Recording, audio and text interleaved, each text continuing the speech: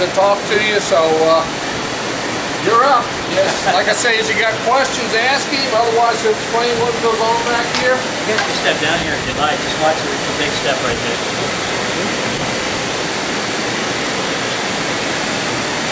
You're actually standing on the back of Discovery. You've got the 3 main engines are back here, engines 1, 2, and 3. The green things here are the actuators. They're hydraulically driven to gimbal the engines side to side, up and down. The 2 yellow covers you see there, liquid hydrogen and liquid oxygen that supply the engine with fuel. You've got helium tanks on the floor. All them covers you see in there, all different colors. They're just there. They're just covers that we put on the line so that we don't dent any line. All the yellow you see are platforms that we install so we can gain access to the different parts of the orbiter. We got a couple of tanks there with the red bottoms on them. Those are hydrazine tanks. They run our APU, auxiliary power units. Those are our actual tanks that we have hydrogen on board. They're all COPDs? Yes. Yeah, that's awesome. Well, how do you get the engines in and out? We got a big heister that comes in here. First thing we do is we got to take the engine rings off. We got a bunch of tiles on them. And then we have to disconnect the interfaces. And the heister takes on the weight and they deep in the actuators when they back the engine out. And they only got like 3-inch clearance all the way around. Really? Good observers and take your time. They do 1 engine per shift. The tank has the job of putting the platforms and stuff in. So when the orbiter gets back, the engines are still here. So all of this is all closed up. So they come in through the sides and they put in the lights that you see in there. Those are not part of the orbiter. They put those in. They put in all these platforms and build and erect the stuff to get them all the way up to what we call the penthouse. There's a good group of 8 guys handing platforms in through the access doors on either side. It's a pretty tight fit in the aft compartment, especially when engines are in. When we get these engines ready to prep and ready to come out, we rotate this whole service structure, moves out of the way. And it splits right there in the middle. And the big heister comes in here and picks up the weight of the engine. Everything we're on, including a dozen transmissions, that moves and opens up like a clamshell and goes all the way back against the wall. Wow. We got a great group of guys out here that know what they're doing. Trying not to hurt themselves or hurt the orbiter. Or hurt the orbiter. Yes, it's a very fragile vehicle. You know, there's over 200 miles of very fragile wiring on board. Really? This vehicle here has seen 39 flights.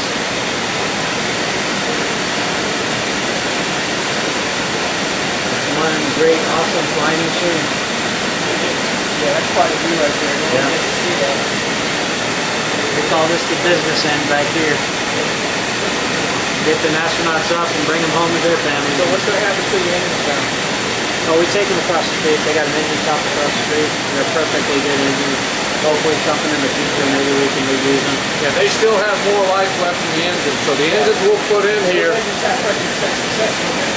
Yes. They got a great track record. So what's going to be put in place when they put out the sled? We call them engines off stick, especially if you're at the Smithsonian looking at this there. From the outside of the ship, you're going to think engines are installed. It's just basically the dome, and we're just going to hook it up from the inside, but we're going to put the engine rings back on it. Everything back here will be all black again, just like it returns. It's just not going to be the real thing. From the outside. If you went from the inside, it would look different. Yeah. And they want it just, you know, you can see all the dings on the tiles that happen during launch. It's just going to, they're leaving it like that, all natural. Very cool stuff. Maybe not. No problem.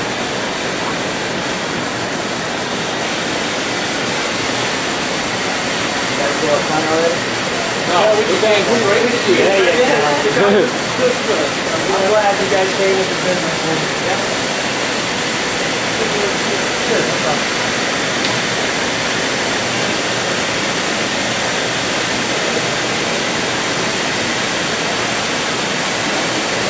Space gun. Oh, really? Why are you a space gun? I enjoy it. I enjoy sending people, you know, great vehicles, sending them up in space. Oh, Have them pride. come back. Big pride out here. We got a great group of guys out here, girls out here, that know what they're doing, and they're safe about it. A lot of lessons learned. This vehicle is as safe as it's ever been right now. You're telling me, I mean, And it's a shame that we're putting it away. But, you know, Tonight, close up to everything. yes. But they've been good to us. If it wasn't for this, we wouldn't have space station, basically. I mean, we brought up small stuff, we brought up big stuff. This is the workhorse. somebody asked me what the benefit of it was, and I told them that the lab work that comes out of the space station in the future, because of this, because they never could have built it without that. You have to have a platform to work in space. It never occurred to me until Yeah. was talking about what we really learned to do was build stuff in space, and it never occurred to me that the practical stuff we were doing is actually what we were learning, you know? Right. Amazing. Just bringing the stuff up. This has been our workhorse right here. They're beautiful vehicles. They're helium tanks. We got two on each side. The yellow cover you see is the liquid oxygen fuel line, and the liquid, liquid oxygen down here. Hydrogen on here, the actual fuel to fuel the engine. You got your two actuators that gimbal back and forth. Oh yeah. 17 inches in diameter, right? What's that? The line's 17 inches diameter? Yes. It's a lot of fuel. Oh, it's, I don't know, you could drain a Olympic-sized pool in seconds. I mean, matter of fact, the one at the pad, we had to take the engine ring off on engine 3. They had to change an LO2 valve, and they did it from the outside of the ship because they couldn't gain access to it. We were out there when they were Vertical. taking everything off. Yeah, we started doing that last Saturday. Gentlemen, you ready to go up a level? Hands here with her food. Thanks, Jack. No Thank you problem. very much, Jack. Thank you. Nice to meet you guys. Oh yeah, we have to Enjoy see your you again. tour. We have to see you. One, you know the red cones fit on right here? They bolt on right here. And out there is the orbiter maneuvering pods. Those are the ones that normally have the red cones on you're used to seeing. We took those off after we deserviced them. They're down at the Hypergol maintenance facility getting their final deservicing, and then Thursday they'll be on their way to White Sands in New Mexico, where they'll go ahead and take all the thrusters out and really make them safe for the museum. Will they also kind of do research on how they wore down and stuff like that? I don't know what the long-term plan is after the fact that they're out, but they will actually remove the flight thrusters and they'll put some mock-ups in, because there's still shelf life left in those thrusters. Right. And that's where the drag That's where chute the is? drag chute goes, yes, and that right there. And that's something that gets replaced after every flight. That door flies off and hits the runway, so we put a brand new door on each time. That's where the drag chute goes. I don't know if Jack pointed it out downstairs, but underneath those white caps, those are the 8 bolts that hold the main engine in. That's what holds it in combination with these actuators. But remember, when you're going on ascent, it's pushing. Yes, yeah. But you look at it amazingly, that's the whole entire structure that supports those main engines. That's something that amazes me when you come and look at those types of things. But you know, and then Jack, as he was mentioning, has to build that scaffolding to get all the way up into these areas right here, the whole time being careful not to damage any of the fragile hardware that's in there. Have you ever taken a ladder through a tunnel? Now takes a very odd-shaped ladder through doors. Yeah, but I can't adjust that anymore. My depth of field is only so much. Which really sucks. That means I gotta get in the end. All right, we still have a lot more to see, so we're going to go downstairs to go back upstairs. Oh, no, yeah.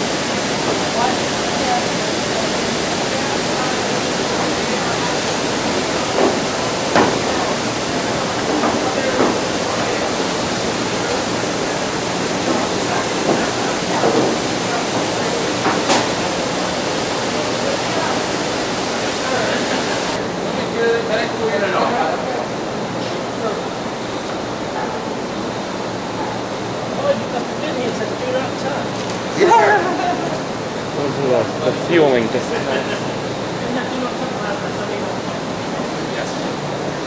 not so bad now. These tires aren't flying, but normally when we're crossing a vehicle for flight, and guests come in here, they want to touch stuff that they're not allowed to touch. I know somebody that got kicked out for touching it. One press guy who got kicked out for touching a tire. Yep. And when we pressurize these to 420 pounds per square inch. And we use dry nitrogen. I don't know if you're aware, this is the external tank door area.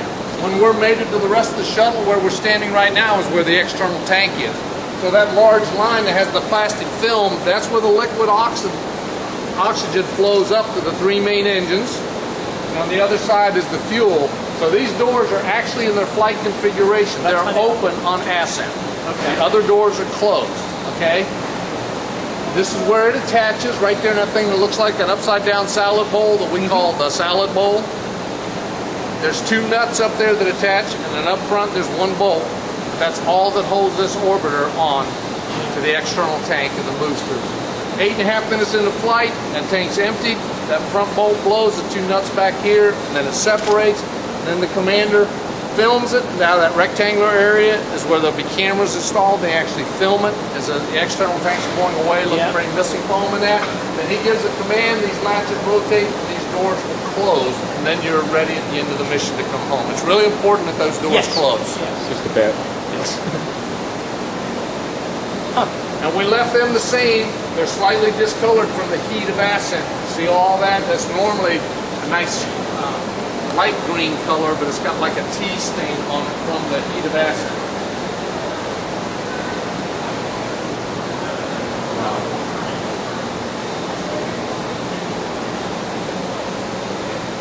Make her smile.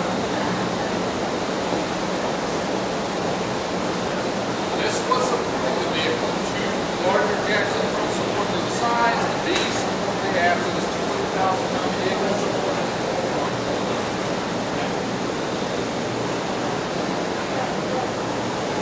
Ready to go upstairs again?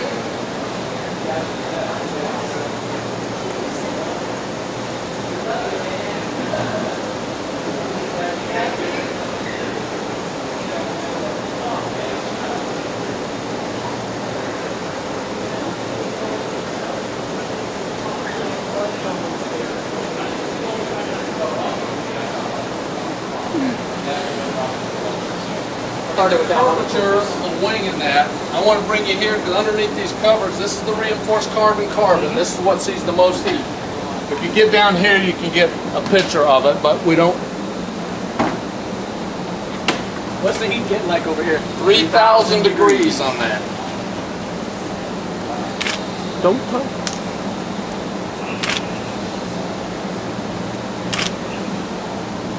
A lot of people just don't realize how much curvature there is to the vehicle, so somewhere you can stand here and look back at the shape of the wing. I think it's kind of unique. Yeah, definitely. And then we go up to the next level, you'll see really how much it pitches down off of that.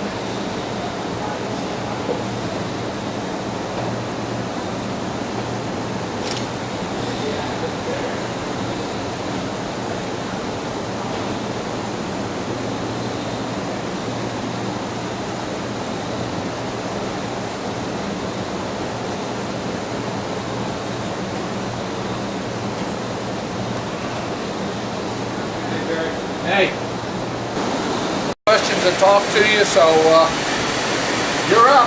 Yes. Like I say, if you got questions, ask him. Otherwise, he'll explain what goes on back here. You guys can step down here if you'd like. Just watch it. It's a big step right there.